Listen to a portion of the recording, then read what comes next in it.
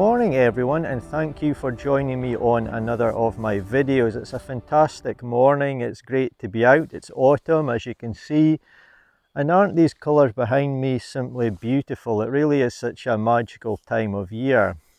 What I want to talk about in this video is what I consider to be the hardest part of landscape photography, but crucially it's also the most important part of landscape photography. And if you can overcome the issues or potential issues I'm going to talk about in this video, I really do think you can take better photographs, and you're really on the correct track to improving your landscape photography and getting photographs that you really are happy with.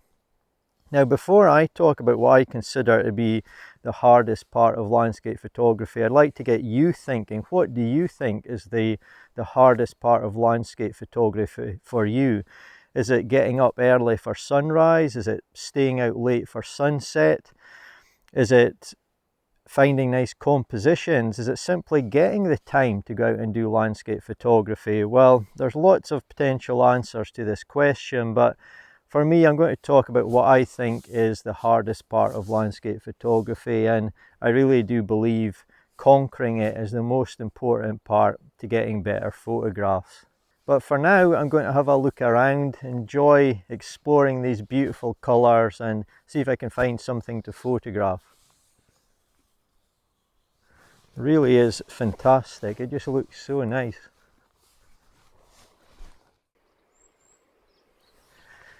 So time has moved on a little bit now for me this morning, and I've been at this spot for quite a while photographing this beautiful scene that I've found behind me here, and I'm really excited about this photograph. I think it's got great potential and hopefully it will come out in the terms of the final result as nice as it's been for me looking at it this morning here. There's so much that I really like here. We've got the wonderful soft rolling hills coming in from the right, and they're complemented by the soft curves of the terrain coming in from the left. Just beautiful soft lines and shapes and patterns, and also we've got the wonderful autumn colour as well. I've been very fortunate that just beyond the nearest hill to me, there's been some lovely mist as well, which has added a lot of atmosphere to the image and will help convey that early morning misty look, which I think will look so well in this scene. I think it really is the perfect sort of conditions to capture a scene in such as this. So I'm really pleased. I think there's great potential here for a nice photograph once I've got this one edited.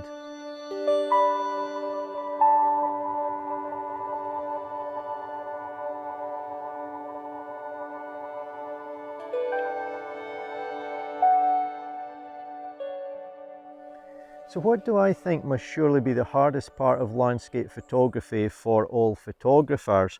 And to me, at least in technical and artistic terms, it must surely be trying to capture as much of the beauty, what you're seeing, what you're feeling, what you're sensing, the atmosphere, trying to capture as much of that as possible into an image that someone can look at a later point in time. They've not been here on location with you at the moment of capture. They can look at that at another moment in time, in another place, on a computer, or looking at the final print, and they can hopefully see and feel and sense as much of that atmosphere and beauty and what you've experienced in that image.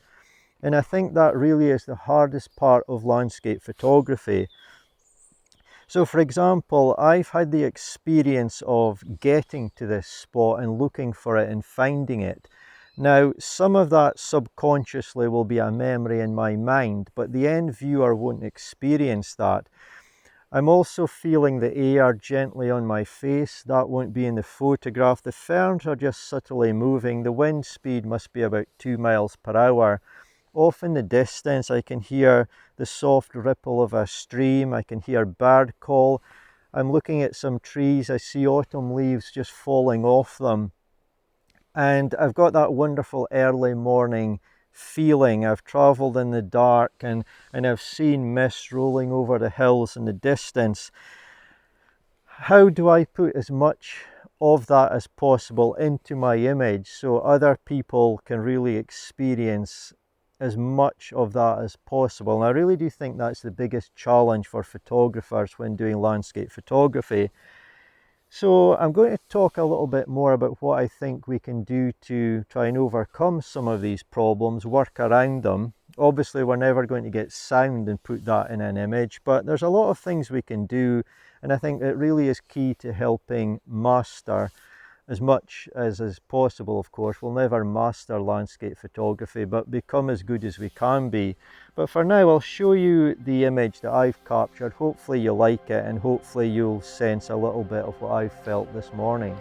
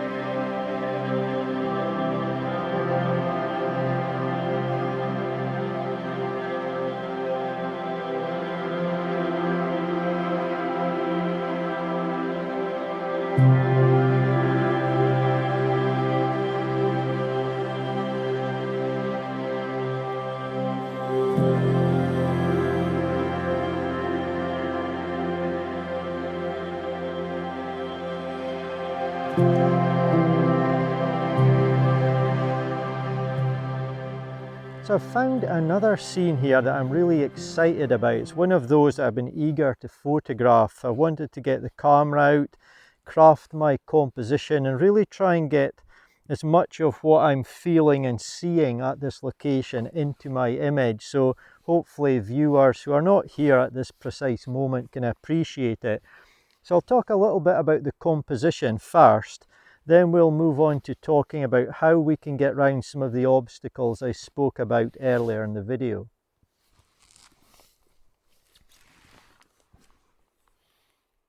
I've really enjoyed working on this composition. It's a scene that resonates with me. It's evoked some emotion in me, and I really like it. There's been some light rain on. There's a bit of drizzle still going at the moment. We've had mist as well. It's incredibly atmospheric.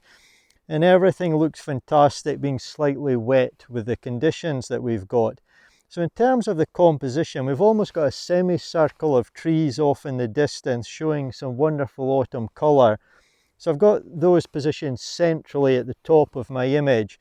They're framed by these two trees at a diagonal. Just between those we've got a broken tree sticking up above the ferns, which I really like. And then we've got the ferns here, which are coming in from the right, and they slope down to the left.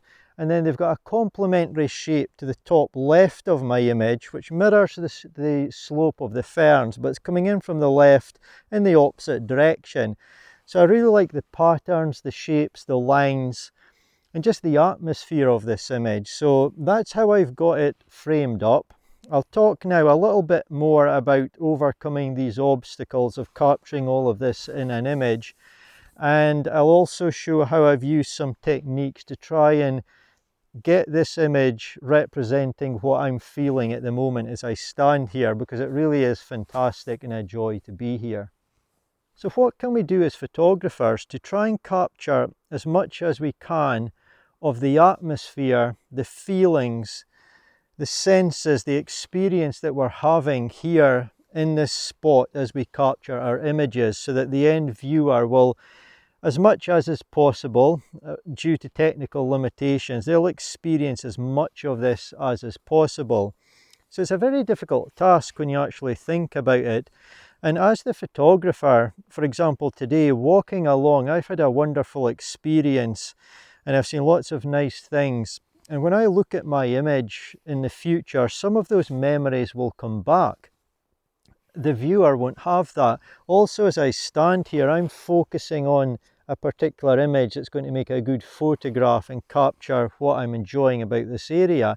But I'm also aware of my surroundings, and other people who view the photograph won't have that. So there's so much I'm experiencing today, as well as sound and the air in my face and so on, I simply can't put into this photograph.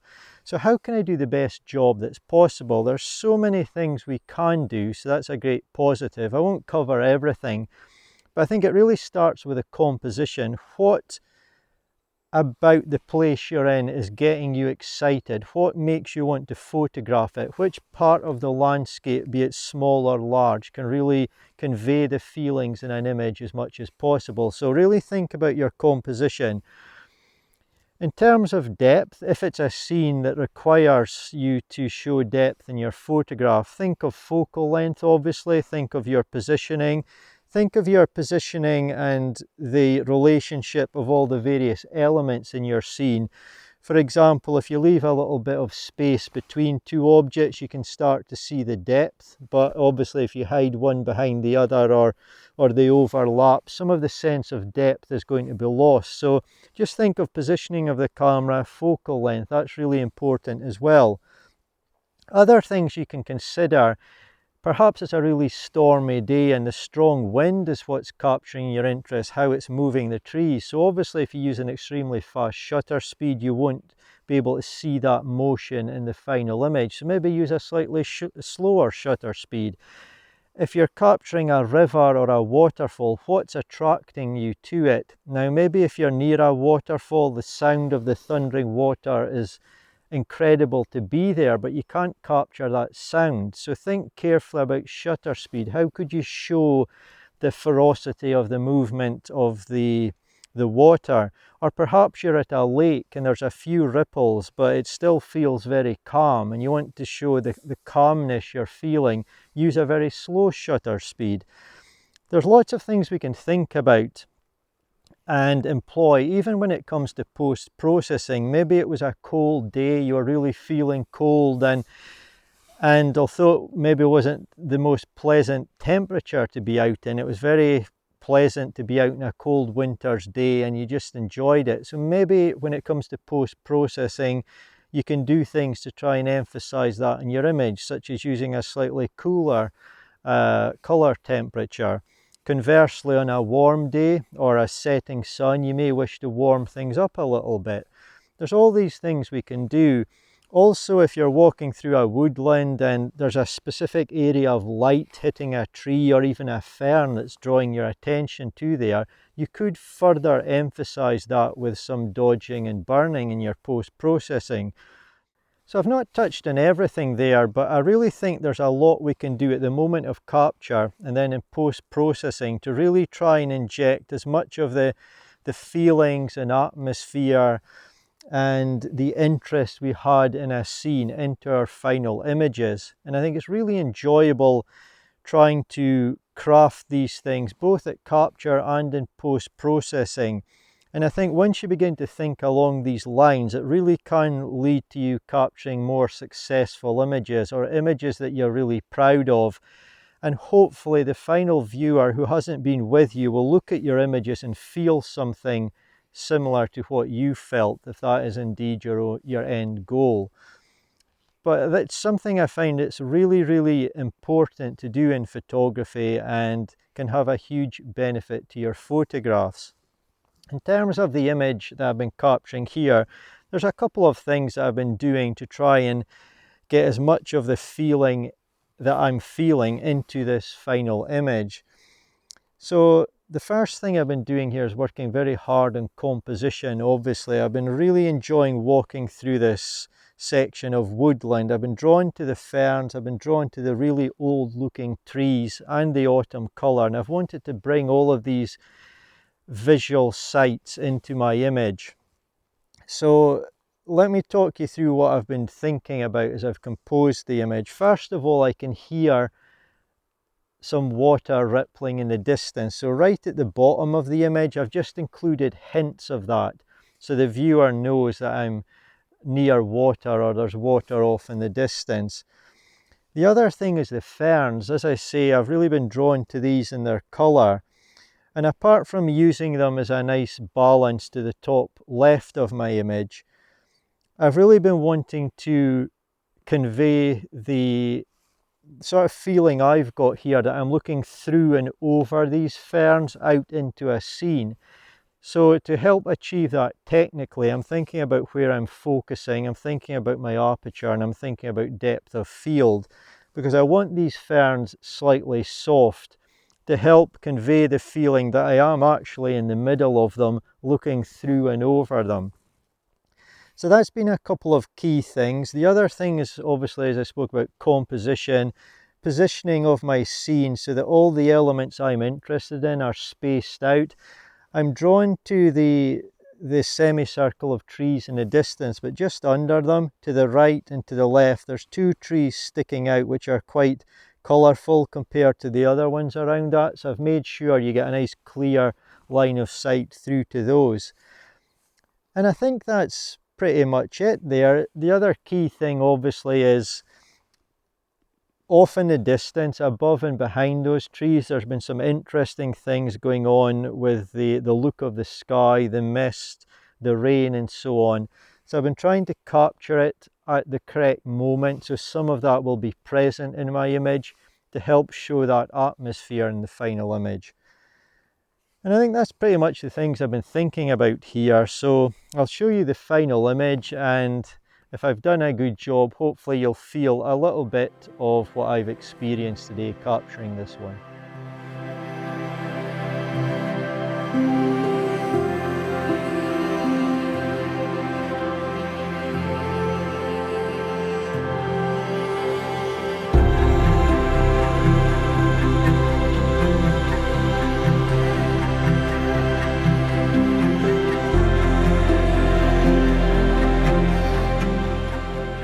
I really do hope you've enjoyed watching this video and hopefully picked up a few tips that you can use in your own landscape photography. I hope you've enjoyed seeing the images that I've captured today, and of course, if I've done a good job, hopefully some of the feelings and atmosphere that I've experienced when capturing these images will be present in the final result for you to enjoy. If you've enjoyed the video, please do consider giving it a like rating. That would be much appreciated. And if you liked the video and would like to see more, but you're not yet subscribed to my channel, please do consider subscribing. Also, if you'd like more help with your landscape photography, or to cover anything I've talked about today in more detail, then I do run landscape photography workshops in Scotland. These can be tailored to your requirements, including for the duration of time that you would like to come along on one of my workshops. But for now, I do appreciate you watching as always. It really does mean a lot. It encourages me to make these videos, and hopefully I'll see you in my next one.